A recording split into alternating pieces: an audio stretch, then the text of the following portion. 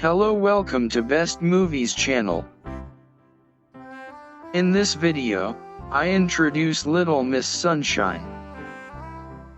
It is a 2006 American tragicomedy road film directed by Jonathan Dayton and Valerie Faris in their directorial debut from a screenplay written by Michael Arndt.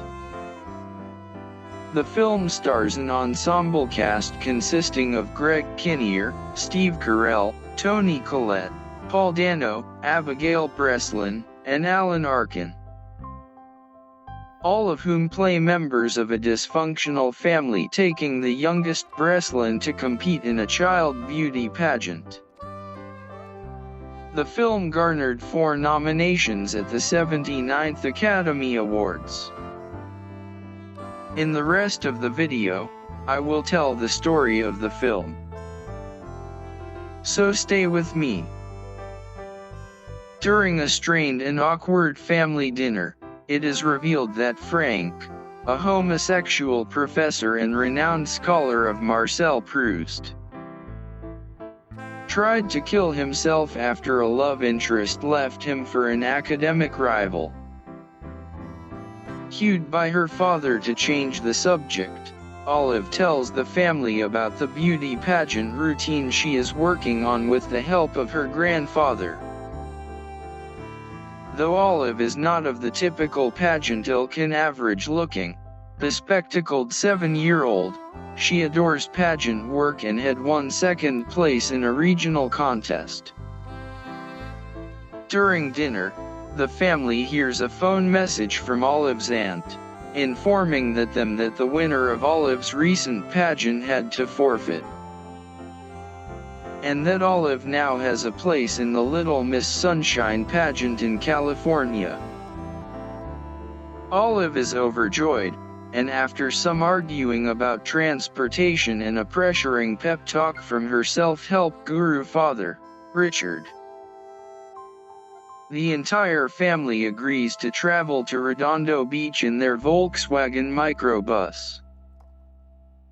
Conversation in the bus reveals that Grandpa Edwin was kicked out of his retirement home for selling and using heroin, which he still enjoys.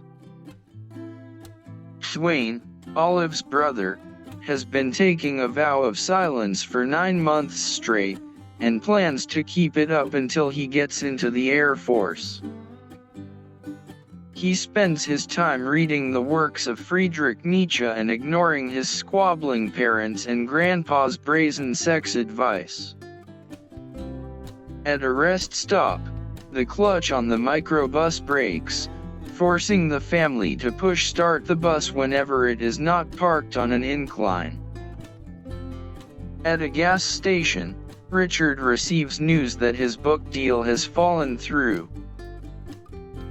Frank is humiliated after running into his ex-lover in a convenience store.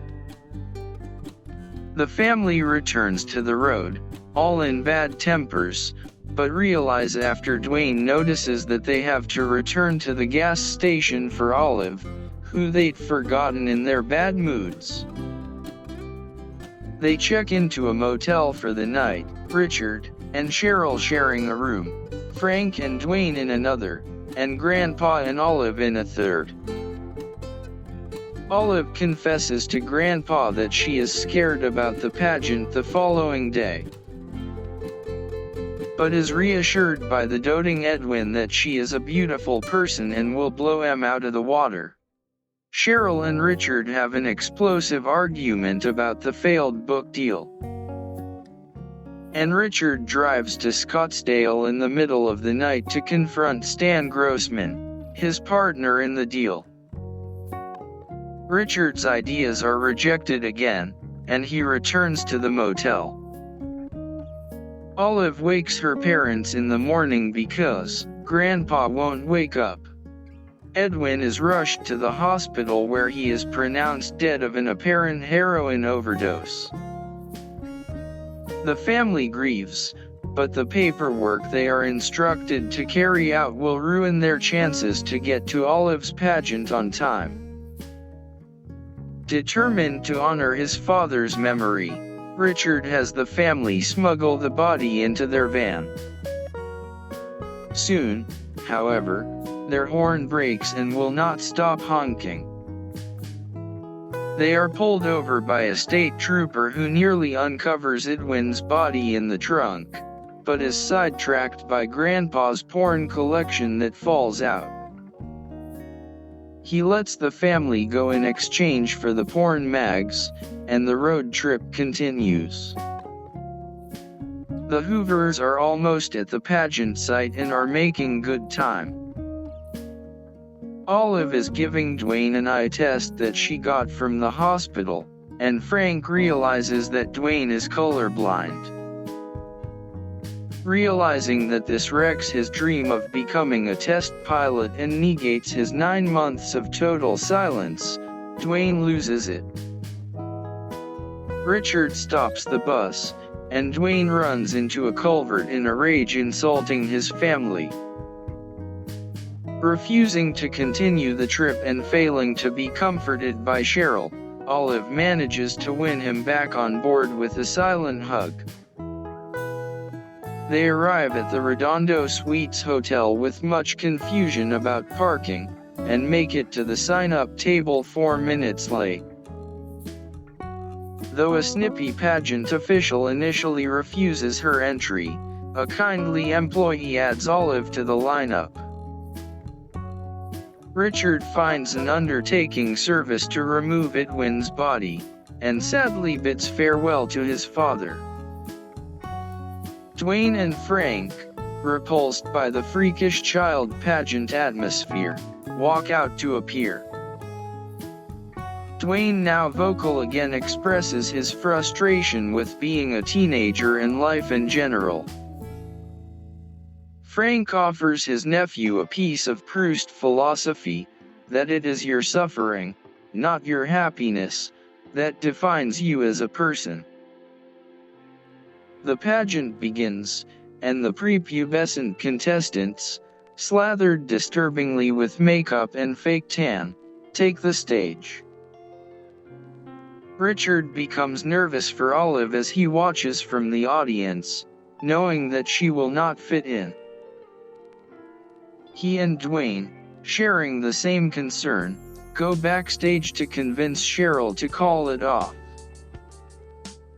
Cheryl stands her ground, saying that they have to let Olive be Olive.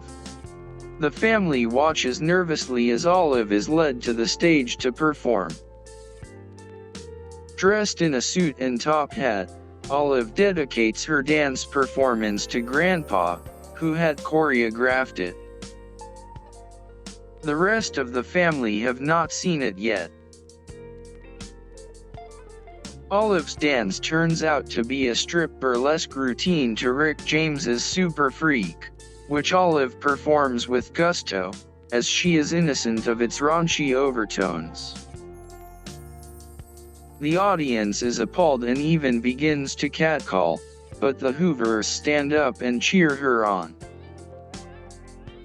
The snippy pageant official orders the MC to remove Olive from the stage, but Richard butts in and begins dancing next to his daughter to support her. One by one, Olive's family takes the stage and joyfully finishes the number with her. After a brief visit to the police precinct, the Hoovers are permitted to leave as long as Olive is never entered in another California beauty pageant. Having become closer and more confident during the trip, the Hoovers push start the microbus once again and pile in. They drive into the sunset, back to Albuquerque. And finally, I hope you will see this movie completely and enjoy watching it. I would be happy if you could comment your opinion about this movie.